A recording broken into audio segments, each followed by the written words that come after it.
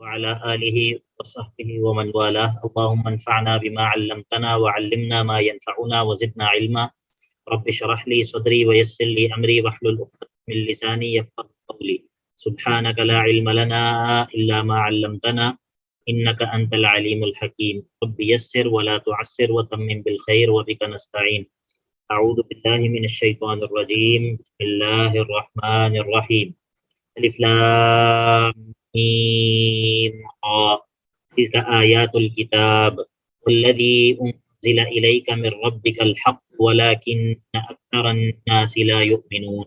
سورۃ الرعد جو ہے یہ اس کے مکی اور مدنی ہونے میں کچھ اختلاف ہے، لیکن راجح اور درست بات یہی ہے کہ یہ سورت مدنی ہے۔ سب سے پہلی چیز جو ہم سورت کے بارے میں ڈسکس کرتے ہیں وہ اس سورت کا پچھلی سورت کے ساتھ ربط ہوتا ہے۔ تو سورہ رعد کا سورہ یوسف کے ساتھ مختلف اعتبار سے ربط ہے۔ ایک ربط تو یہ ہے کہ سورہ یوسف میں مسئلہ توحید کو نقلی دلیل سے ثابت کیا ہے، نقلی دلیل سے ثابت کیا ہے مسئلہ توحید کو۔ کوئی بتا سکتا ہے کہ وہ نقلی دلیل کیا ہے؟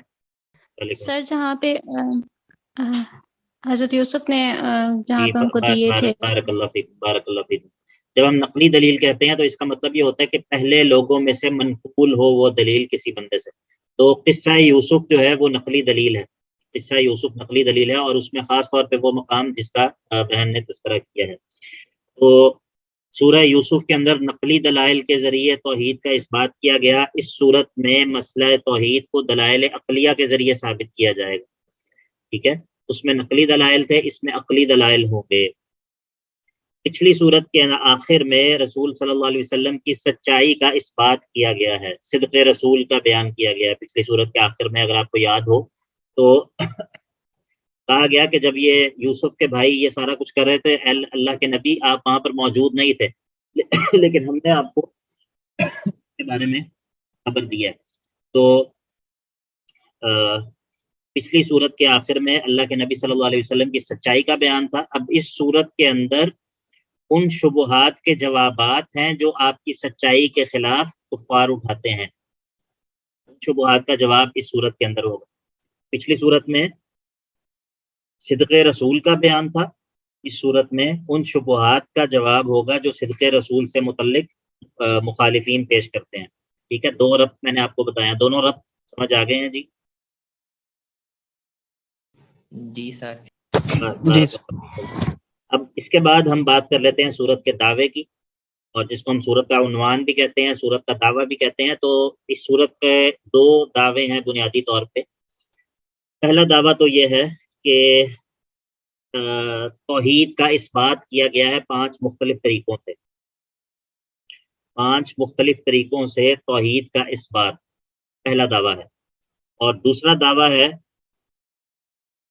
اللہ کے نبی علیہ الصلوۃ والسلام کی رسالت کا اس بات اور مخالفین کے شبہات کا جواب۔ ذرا بھائی آپ بتا دیں، آج آپ کافی تھکے ہوں گے ویسے، لیکن بتا دیں چلیں۔ سر نہیں سر، پہلا یہ کہ 5 ways 5 ڈفرینٹ طریقوں سے توحید کا اس بات بیان کیا جائے گا، اور دوسرا یہ کہ مخالفین کے شبہات کا جواب دیا جائے گا۔ جی، اور سر اسی کے ساتھ کچھ اور تھا، وہ مجھے سمجھ نہیں آیا۔ نہیں کچھ اور نہیں تھا، یہی تھا بس۔ ٹھیک ہے، تو جی ٹھیک ہے۔ میں اب انہی دونوں عناوین کی تھوڑی سی وضاحت کر دیتا ہوں کہ پہلا عنوان جو ہے توحید کا اس بات 5 مختلف طریقوں سے۔ اب میں نے پوچھا ہے کہ آپ دونوں عناوین سمجھ آ گئے ہیں، تو مجھے پتہ چلا ہے کہ مائک آف ہے، پہلے میں ریپیٹ کرتا ہوں، انشاءاللہ ریپیٹ کرتا ہوں۔ چل میں جب بول رہا ہوتا ہوں تو تب میرا اسکرین پہ نظر نہیں ہوتی، میری نظر کتاب پر ہوتی ہے اپنے سامنے، تو اس لیے جو ہے نا وہ تھوڑی سی مشکل ہو جاتی ہے۔ بہرحال چلے میں ریپیٹ کرتا ہوں بارک اللہ فیکم۔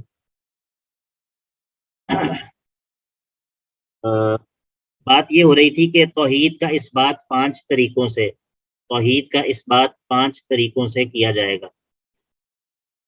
اس میں سے پہلا طریقہ یہ ہے کہ شرک کی اقسام پر رد کیا جائے گا، شرک کی اقسام پر رد کیا جائے گا۔ اور شرک کی اقسام پر رد کرنے کا مطلب یہ ہے کہ توحید کا اس بات، ٹھیک ہے، جب آپ شرک کا رد کریں گے تو توحید کا خود بخود اس بات ہو جائے گا۔ اور دوسرا طریقہ جو ہے وہ یہ ہے کہ 13 تفصیلی عقلی دلائل ذکر ہوں گے، 13 عقلی دلائل تفصیل سے ذکر ہوں گے. اسی طرح اور کس طریقے سے توحید کا اثبات کیا جائے گا، اور اس طرح کے ان دلائل، وہ جو عقلی دلائل ہیں ان کے ساتھ مثالیں بھی ذکر کی جائیں گی. اور اسی طرح جو ہے وہ 5 مثالیں ذکر ہوں گی، اور اس کے بعد پھر موحد اور مشرک دونوں کی صفات کو ذکر کیا جائے گا. موحد کی 10 صفات ذکر کی جائیں گی اور مشرک کی 3 صفات ذکر کی جائیں گی.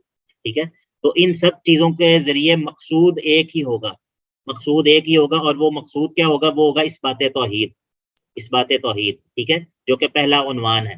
تو تقریباً 5 مختلف طریقوں سے اثبات توحید جو ہے وہ کیا جائے گا. دوسرا جو سورت کا عنوان ہے وہ ہے صدق رسالت، اللہ کے نبی صلی اللہ علیہ وسلم کی رسالت کے اوپر آنے والے شبہات کا ازالہ.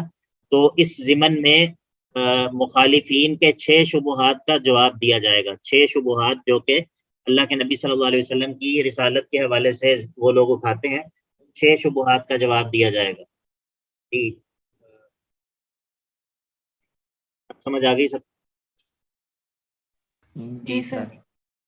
تبارک اللہ فیکم. پہلے میں بڑی حیرت سے دیکھ رہا تھا کہ کوئی جواب نہیں دے رہا، کیا چکر ہے. لیکن اچھا، یہ جو ہم کلاس کی ریکارڈنگ کرتے ہیں، یہ جو مائک بند ہونے کی صورت میں یہ بھی جو میں بول رہا تھا یہ ریکارڈ ہوا ہوگا یا نہیں ہوا ہوگا؟ نہیں سر، بالکل نہیں. ہمارے پاس ماشاءاللہ بڑے پرو لیول کے ٹیک کے ماہرین ہیں ماشاءاللہ. تو میرا خیال تھا کہ اگر اس کا جو ہے وہ جو کمپیوٹر کا مائک ہے،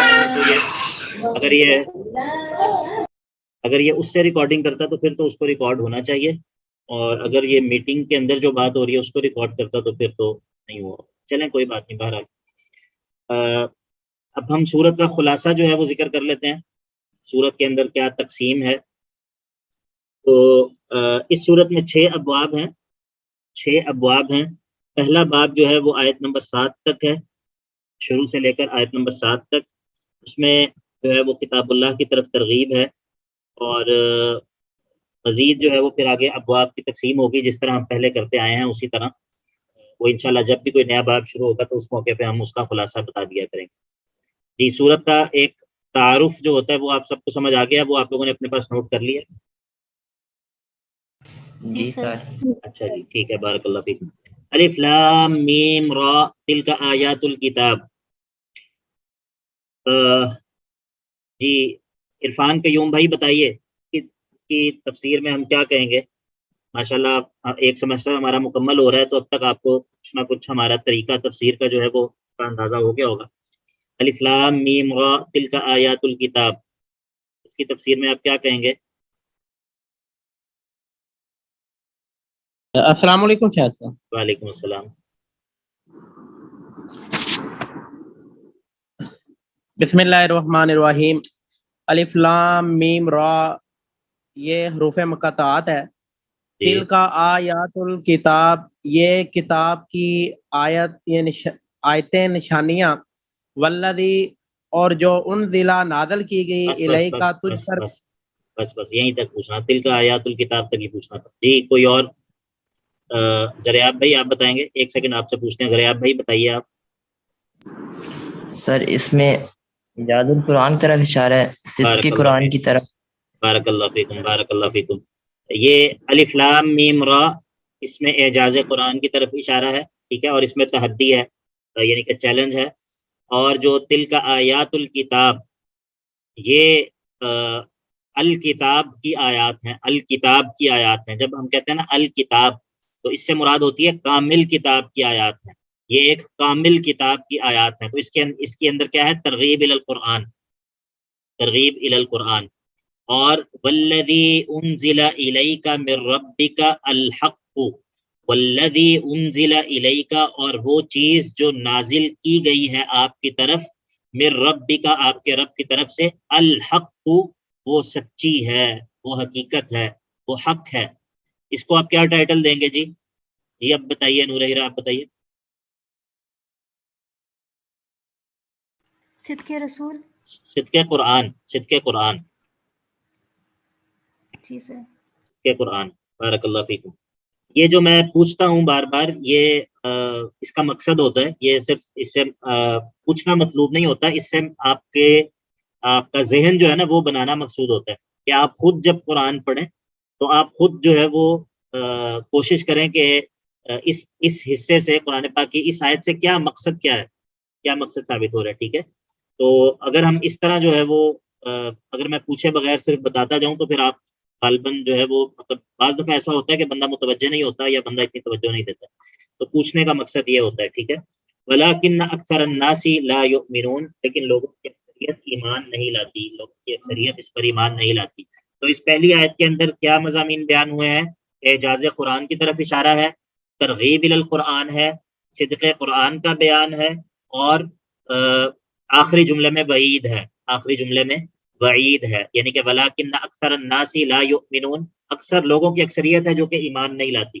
تو جب یہ کتاب حق ہے اور لوگوں کی اکثریت اس پر ایمان نہیں لاتی تو یہ ان کے لیے وعید ہے، ان کا ایمان نہ لانے پر ان کے لیے وعید ہے. کوئی بتا سکتا ہے، وضاحت کر سکتا ہے کہ کس طرح وعید ہے؟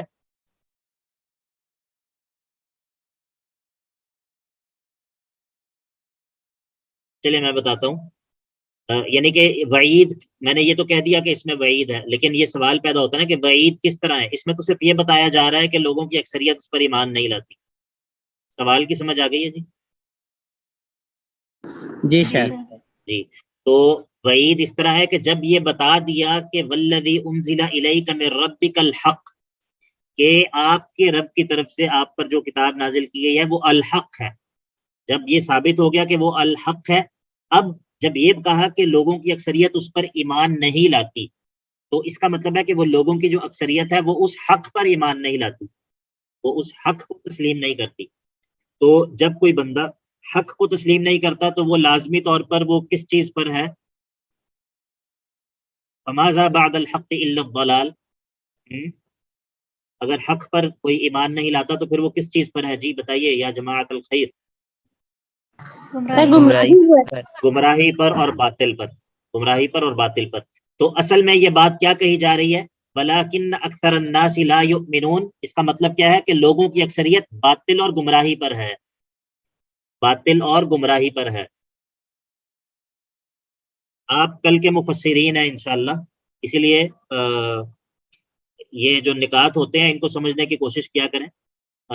مطلب یہ طریقہ جب انسان کو آ جاتا ہے تو پھر وہ مقام جو کہ اس نے استاد سے نہیں پڑھا ہوتا اس جگہ پر بھی وہ اس طریقے کا اجرا کر لیتا ہے. ٹھیک ہے، اصل چیز طریقہ ہے، طریقہ آ جائے گا تو وہ مقام جو کہ آپ نے استاد سے نہیں پڑھا ہوگا ادھر بھی آپ کوشش کر کے اجرا کر سکتے ہیں اسی طریقے کا. ٹھیک ہے، اصل طریقہ، اصل جو چیز ہے وہ کیا ہے؟ وہ طریقہ ہے جو تفسیر کا طریقہ ہے. اچھا جی، اللہ الذی رفع السماوات بغیر عمد ترونها، یہاں سے جو ہے وہ عقلی دلائل کا آغاز ہوگا، لیکن اب ٹائم ہمارا ختم ہو گیا. انشاءاللہ ہم اگلی کلاس کے اندر جو ہے وہ آیت نمبر 2 سے عقلی دلائل کا آغاز کریں گے، اور انشاءاللہ مجھے امید ہے کہ ہم سورت ختم کرنے میں کامیاب ہو جائیں گے اللہ کی توفیق سے. تو میں دوبارہ پوچھتا ہوں ابھی کہ شاید کسی کا ذہن بن گیا ہو کہ کل کون پریزنٹیشن دے گا. جی چلیے، پرسوں. السلام علیکم. جی شاید میں وعلیکم. کل کلاس نہیں لے سکوں گی تو جی سر میری پریزنٹیشن انشاءاللہ نیکسٹ ویک میں ہوگی، نیکسٹ ویک میں ہوگی. ٹھیک ہے، منڈے ٹیوزڈے انشاءاللہ.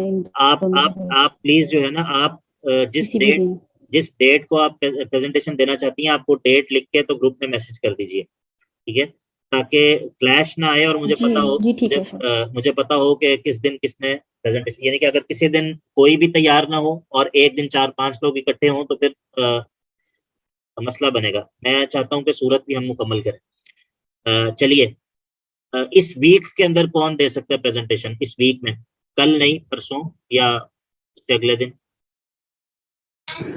سر انشاءاللہ میں اس ویک کے اندر دے دوں گی پریزنٹیشن. جی آپ بھی ڈیٹ لکھ کے تو بھیج دیجئے. آپ تینوں جو ہے جو اس ویک میں دینا چاہتے ہیں وہ اپنی اپنی ڈیٹ لکھ کے تو گروپ میں بھیج دیں. ٹھیک ہے جی؟ جی سر.